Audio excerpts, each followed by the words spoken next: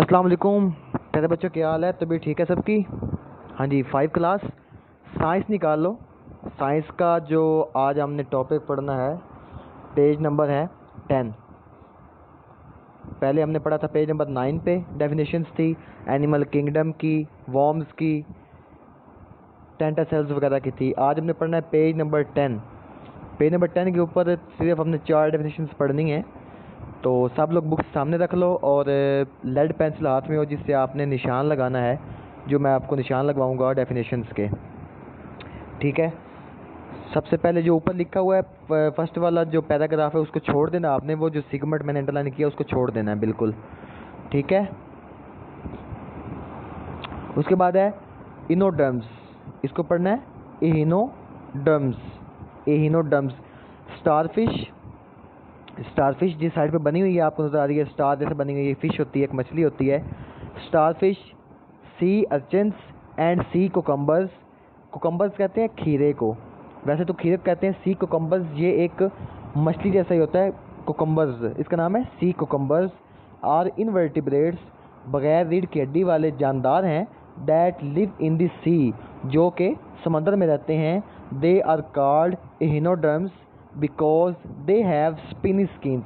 स्पिनी कहते हैं, आपने वो स्पिन देखा है, स्पिनरी देखा हुआ है खेलते थे जिसके साथ, ये साइड पे बना हुआ है, ये आपको नजर आ रहा होना है, ये वाला जैसे ये स्पिनरी बना हुआ है, इस तरह की स्किन होती है इनकी, जेली जेली सी होती है, जैसे आप जेली खाने वाली भी होती है वैसी भी स्किन होती है इनकी। उसके अलावा ये लंबे लंबे धागे होते हैं जेली जैसे, उनको स्पिनी स्किन्स बोलते हैं। ठीक है, फिर पढ़ा देता हूँ। Starfish, sea urchins and sea cucumbers are invertebrates that live in the C.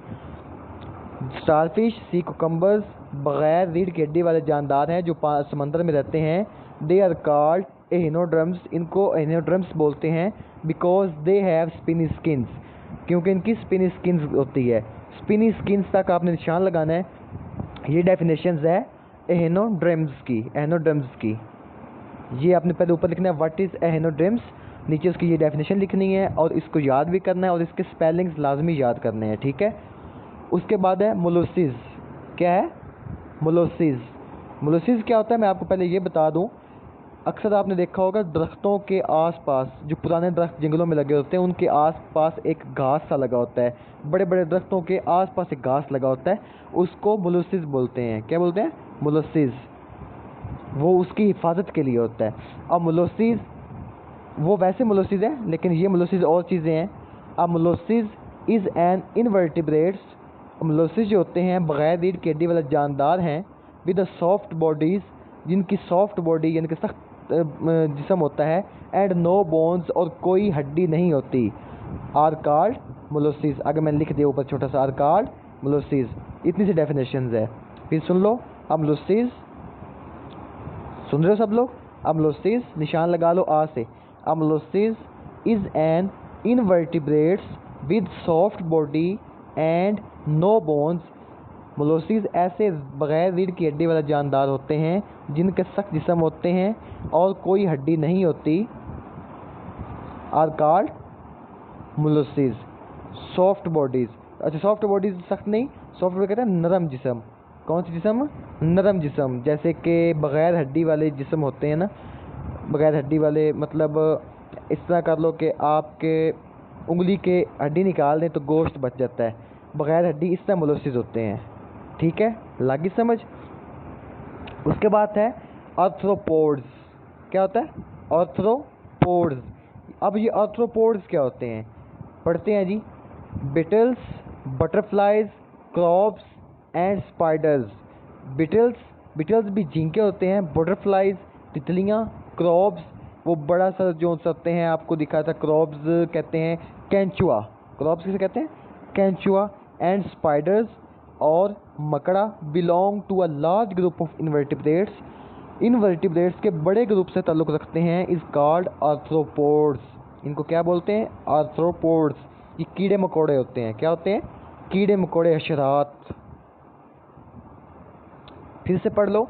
Beatles, butterflies, crabs and spiders belong to large group of invertebrates called arthropods. वो कह रहा है बिटल्स, यानी कि झींगे, तितलियाँ, केंचुए और मकड़े ताल्लुक़ रखते हैं इनवर्टिब्रेट्स वाले बड़े ग्रुप से, उनको आर्थ्रोपोड्स कहते हैं। इनके स्पेलिंग लाजमी याद करने हैं, ARTHROPODS, आर्थ्रोपोड्स। ठीक है, कितनी डेफिनेशन होगी? 3, एहिनोडर्म्स, मोलस्किस, आर्थ्रोपोड्स। अब नीचे हमने करनी है, नीचे वाली डेफिनेशन है आर्चिड्स, और चिड्स जो एक्सोस्केलेटन है उसको छोड़ देना है। लास्ट वाली लाइन देखो, स्पाइडर, मकड़े एंड स्कॉर्पियंस। स्कॉर्पियंस कहते हैं, वैसे तो स्कॉर्पियन बोलते हैं छोटा जो सा होता है सांप, तो यहाँ पे लिखते हैं कीड़े मकोड़े, छोटा सांप, उसको क्या बोलते हैं? Scorpions. Spiders and scorpions are a type of arthropods called arachnids, arachnids, ARARCHNIDS, arachnids। ठीक है, arachnids। Spider and scorpion are a type of arthropods called arachnids. All arachnids have 8 legs। ये भी साथ शामिल करना है, लेग्स तक आपने निशान लगाना है। ठीक है, arachnids तक नहीं लगाना, लेग्स तक लगाना है। यानी कि इनकी 8 टांगें होती हैं। स्पाइडर की 8 टांगें होती हैं, स्कॉर्पियन की 8 टांगें होती हैं, जो छोटे कीड़े मकोड़े होते हैं, जैसे कि आंट हो गई, उसके बाद बड़े कीड़े हो गए, उसके बाद बिच्छू हो गया। इन चीज़ों की कितनी टांगें होती हैं? कॉकरोच हो गया, 8 टांगें होती हैं। इनको बोलते हैं आर्थ्रोपोड्स। ठीक है, यहाँ तक हो गया। आप पेज नंबर 11 निकाल लो। 4 डेफिनेशन ये की हैं, पेज नंबर 11 निकालो। यहाँ पे ऊपर लिखा हुआ है इंसेक्ट्स सच अ बटरफ्लाइज, बीज एंड कॉकरोच हैव 6 लेग्स। वो कहते हैं जो कॉकरोच है, बटरफ्लाइज है एंड जो बीज है, मक्खी, बीज क्या होती है? मक्खी। इनकी कितनी टांगें होती हैं? 6 टांगें होती हैं। ये वैसे पढ़ने के लिए, नॉलेज के लिए है। ठीक है, और नीचे लिखा crabs, lobsters, shrimps and water flies have several pair of legs. इनके 4 टांगें होती हैं। नीचे हमने पढ़ना है वर्टिब्रेट्स क्या होता है। वर्टिब्रेट्स हमें पता है, ऐसे जानदार जिनकी रीढ़ की हड्डी होती है उनको वर्टिब्रेट्स बोलते हैं। अब वर्टिब्रेट्स में से एक है फिश। फिश की डेफिनेशन पढ़नी है हमने। फ़िश जो हम खाते हैं, आज तक हमने फ़िश खाई है, आज इसकी डेफिनेशन पढ़नी है कि फ़िश होती क्या है। फ़िश से निशान लगाओ, fish are vertebrates that live in water. Fish ऐसे जानदार हैं जो पानी में रहते हैं। All fish breathe through gills. तमाम जो मछलियाँ हैं अपने गिल्स की मदद से सांस लेते हैं। जैसे इंसान किसकी मदद से सांस लेता है, आपको पढ़ाया था मैंने, अपने लंग्स की मदद से। लंग्स होते हैं फेफड़े, और मछलियाँ किसकी मदद से सांस लेती हैं? Gills. Fish are vertebrates that live in water, all fish breathe through gills. ठीक है, नीचे वाली लाइन पे लिखा हुआ है, मैंने निशान नहीं लगाया लेकिन अभी मुझे सामने आ गया। Young fish hatch from soft eggs called spawn. Young fish जो नौजवान मछलियाँ होती हैं, हैच फ्रॉम सॉफ्ट एग से बनी होती हैं, कॉल्ड स्पॉन। उसे क्या बोलते हैं? Spawns, SPAWN, spawn. स्पॉन की भी डेफिनेशन लगा लो। उसके बाद लास्ट पे है एम्फीबियंस। एम्फीबियंस क्या होते हैं ये पढ़ते हैं। An amphibians is a vertebrates that spends a part of its life in water and part of life on land. वो कह रहा है एम्फीबियंस ऐसे रीढ़ की हड्डी वाले जानदार होते हैं। एम्फीबियंस इज वर्टिब्रेट्स, रीढ़ की हड्डी वाले जानदार हैं, that spend part of life, जो अपना ज़िंदगी का कुछ वक्त गुजारते हैं, इन वाटर, पानी में, and part of its life on land, और कुछ जो हिस्सा है ज़िंदगी का ज़मीन पे। जैसे कि ये है फ्रॉग, मेंढक पानी के अंदर भी रह सकता है, उसके अलावा ये ज़मीन पे, खुश्की पे भी रह सकता है।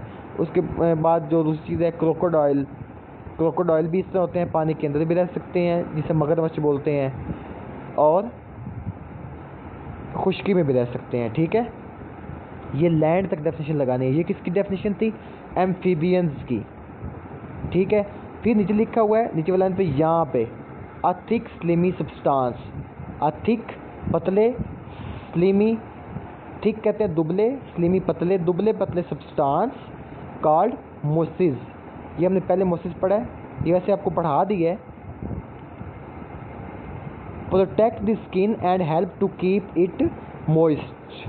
ठीक है, नीचे वही amphibians egg are called spawns, जो आपको ऊपर मैंने स्पॉन्स की डेफिनेशन लगाई है, आपको अगर वो मुश्किल लग रही है यंग फिश वाली, तो यहाँ से आप कर लो एम्फीबियंस एग, जो एम्फीबियंस के अंडे होते हैं आर कॉल्ड स्पॉन, उनको स्पॉन बोलते हैं। ठीक है, ये दोनों पेज की डेफिनेशन पेज नंबर 10 और पेज नंबर 11, 4 डेफिनेशन इसके ऊपर हैं और 1 2 3 4 इसके ऊपर हैं। 8 डेफिनेशन आपने लिखनी भी हैं, स्पेलिंग्स भी याद करने हैं और इनको वैसे भी याद करना है। पूरे वीक का काम है ये याद करके अपने घर वालों को सुनाना है और ऑफिस में काम जमा करवाना है। ठीक है बेटा, अल्लाह हाफिज़।